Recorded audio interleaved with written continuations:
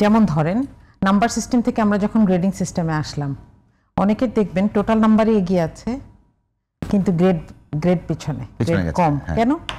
কারণ 80 পেলেও A+, 95 পেলেও A+, 99 পেলেও A+, এরকম একটা ব্যাপার এখানে আছে।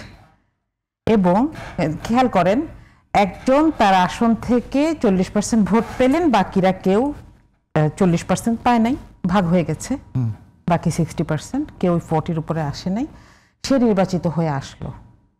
আবার আরেকজন 45 পেয়েও হেরে গেল, এরকম হতে পারে। উচ্চকক্ষে এটার আরেক ধরনের রিফ্লেকশন হবে।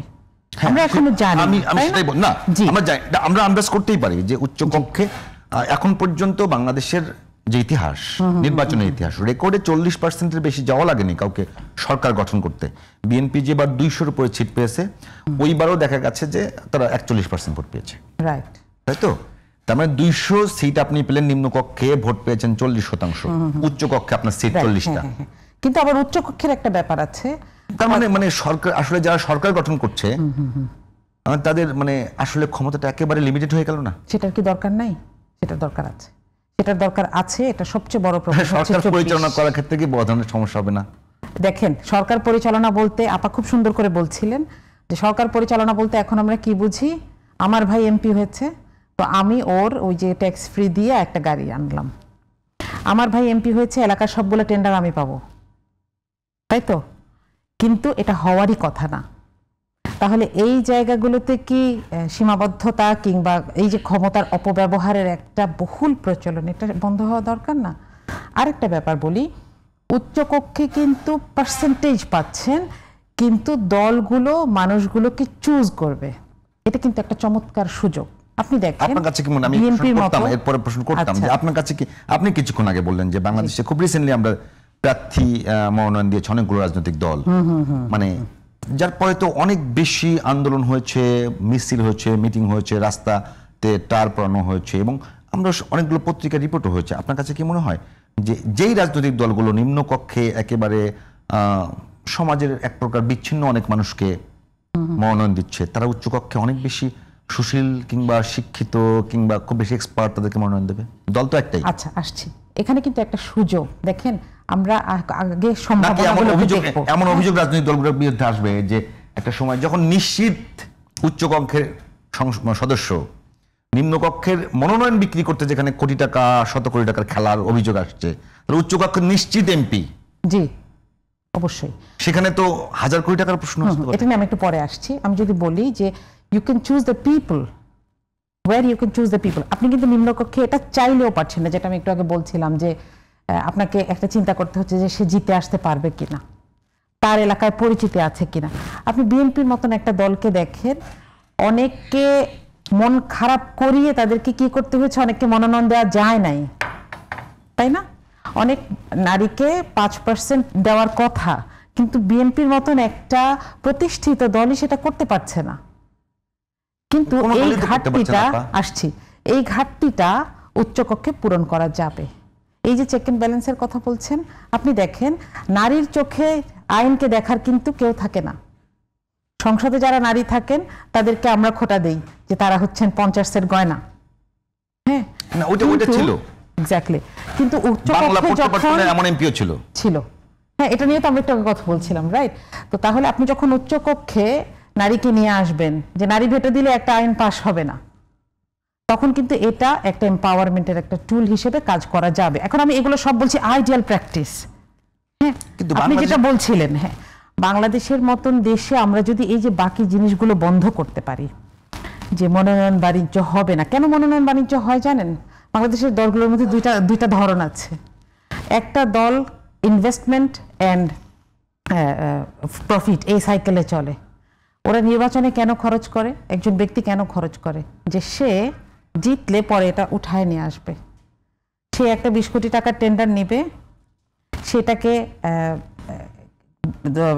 10 কোটি টাকা সে নিজে নিবে, বাকি 10 কোটি টাকার মধ্যে সাঙ্গপাঙ্গকে দিবে, ঠিক আছে? সিভিল ইঞ্জিনিয়ার, আপনি ভালো বুঝবেন এগুলো। এক্স্যাক্টলি, মানে প্রকিউরমেন্টের পুরো প্রসেসের মধ্যে এতগুলো পকেট, আপনি আপসেট হয়ে যাবেন। আমি আমার ফ্রেন্ডদের সাথে যখন বসি, আমার এরপরে অনেকদিন খারাপ লাগে, আমি নিজেকে মাফ করতে পারি না যে আমার হাত দিয়ে একটা সিগনেচার দিয়ে এরকম কাজগুলো হচ্ছে।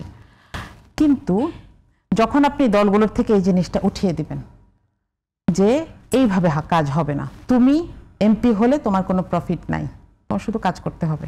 হ্যাঁ, তুমি একটা বেতন পাবা। কেন সংসদ সদস্যদেরকে 1-1.5 লাখ টাকা বেতন দেওয়া হয়? কারণ he or she is not meant to do anything else.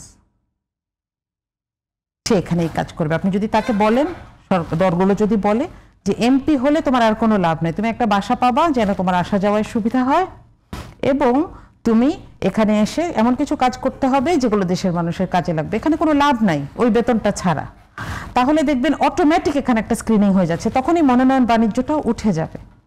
তাহলে আপনি যদি এই সাইকেলটা থেকে, ভিশাস সাইকেলটা থেকে এটাকে শিফট করতে পারেন যে এটা হবে একটা টেনিওর অফ রেসপন্সিবিলিটি, 5 বছর একটা দায়িত্ব দেওয়া হয়েছে, এটা সহজ, এটা সম্ভব।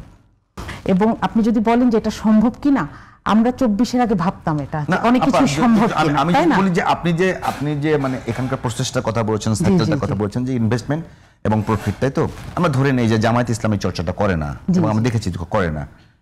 জামাত ইসলাম কি পেরেছে যে একেবারে তাদের প্রার্থী বাছাইয়ের ক্ষেত্রে, প্রার্থী দেওয়ার ক্ষেত্রে, মানে জামাতের বিরুদ্ধে এরকম অভিযোগ এসছে, কয়েকটা কুমিল্লায় ঘটনা ঘটেছে, যাকে মনোনয়ন দেওয়া হয়েছে তার বিরুদ্ধে অভিযোগ এসছে, এবং জামাত ইসলাম তো এখন পর্যন্ত 5% নিশ্চিত নারী অংশগ্রহণ নিশ্চিত করতে পারে না। প্রথম কথা হচ্ছে, আমি বলছি যারা এক্সিস্টিং যারা আছে, যারা বলছে যে আমরা ইনভেস্টমেন্ট এবং প্রফিটের কাজ করছি না, তাও তো ইনশিওর করতে পারেনি।